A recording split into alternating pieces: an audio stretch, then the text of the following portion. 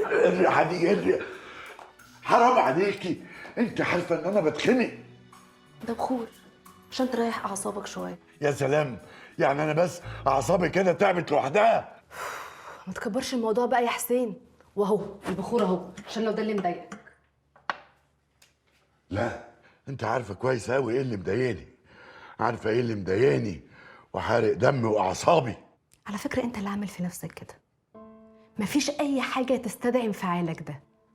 موقف وكل مره بنتحط فيه، وكل مره نفس المشكله، والناس تضايقك تيجي تطلعه عليا انا. معرفش بقى امتى هنعدي ده ونعيش في هدوء. امتى هنعدى؟ بقول لك ايه، ابعديني عن اي تجمعات، وبالذات تجمعات الكومباوند ده، لان انا ما عنديش استعداد اطب ساكت من قله ذوق الناس دي. يعني ايه ان شاء الله؟ هنبطل نخرج مع بعض عشان محدش يضايقك؟ يا سلام، هي تجمعات الكومباوند هي دي الخروجه يعني اللي بتبسطك؟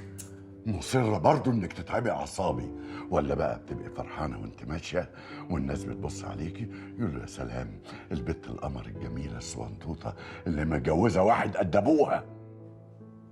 الله يسامحك. حسين، ما حدش ضربني على ايدي عشان اتجوزك. انا حبيتك واخترتك زي ما انت اخترتني.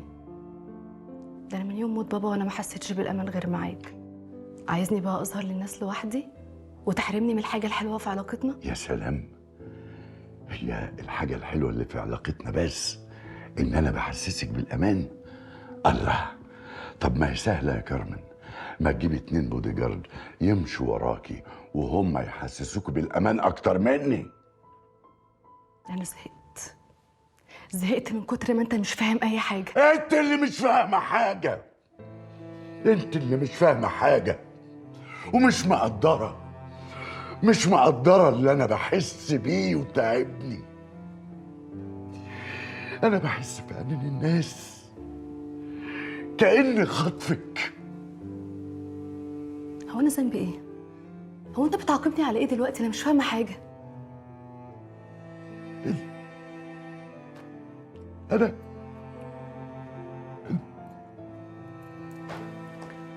حسين،